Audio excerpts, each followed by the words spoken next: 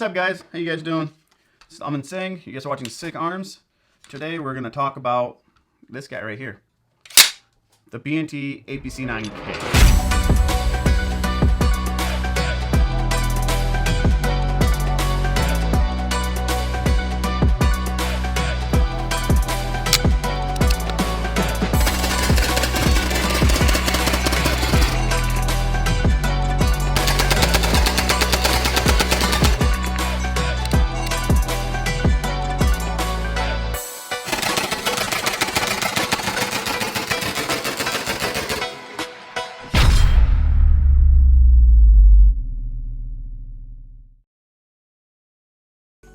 This is the U.S. Army's new submachine gun. It's actually used in the Air Force as well. This is a Swiss-made gun made by B&T. This gun is pretty cool. As you can tell, it's pretty compact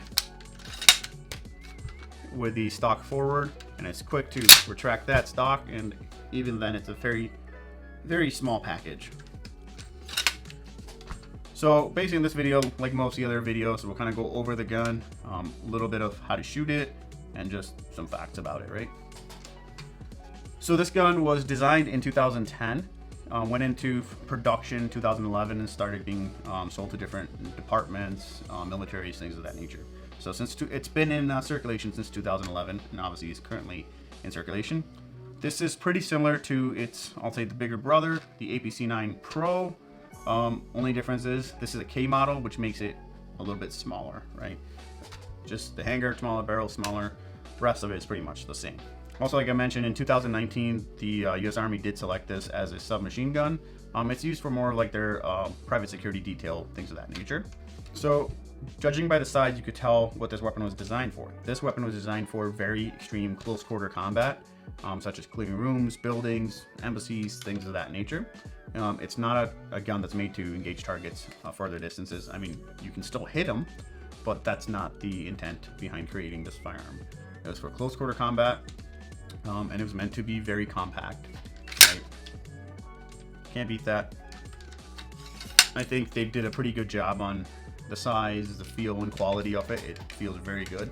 So this is like the military law enforcement version, as it is select fire, but B&T does make civilian versions of this, which are semi-automatic. And I think they're great guns. They are a little bit pricier than other submachine guns or sub guns.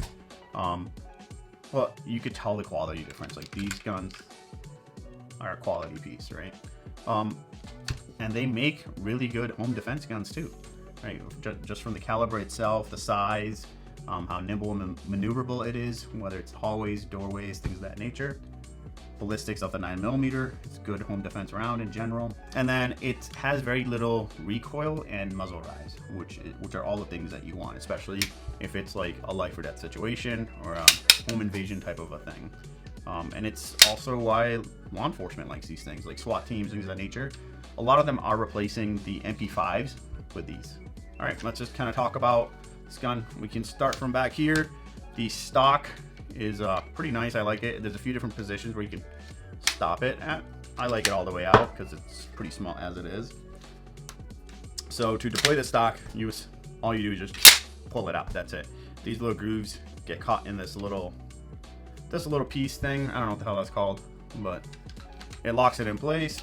And then if you want to drop the stock, just let gravity do its thing. There's a little button right here. You pull that in, and the stock goes right down. My fingers are in the way. They slowed it down, but that's all it is. So then we've got the selector here. This gun's pretty ambidextrous, right? So it's got a selector on both sides. So white is obviously safe, red is semi.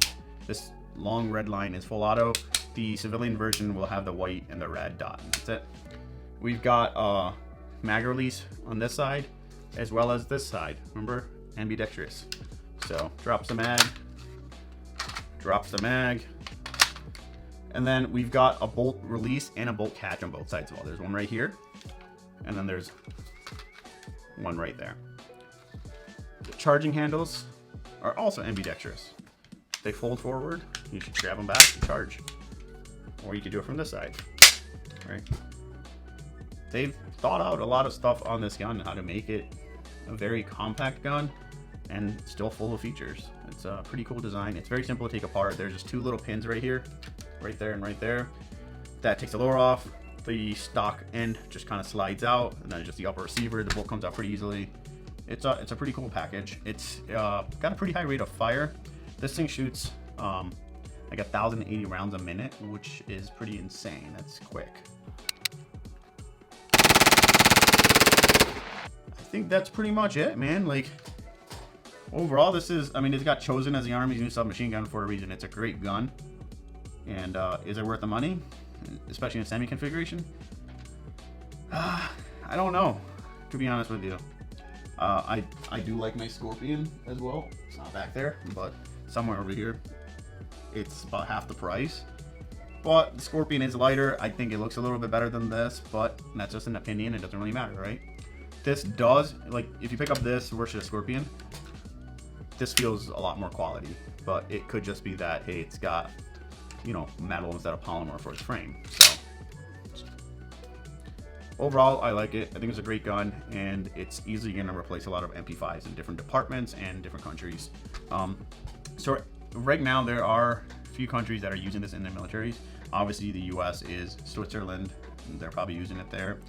Brazil, Slovakia, as far as law enforcement, Miami police does use this as well, and I'm sure there's going to be more and more departments that will follow suit. Hopefully you guys liked the video, and then I'll see you guys next time.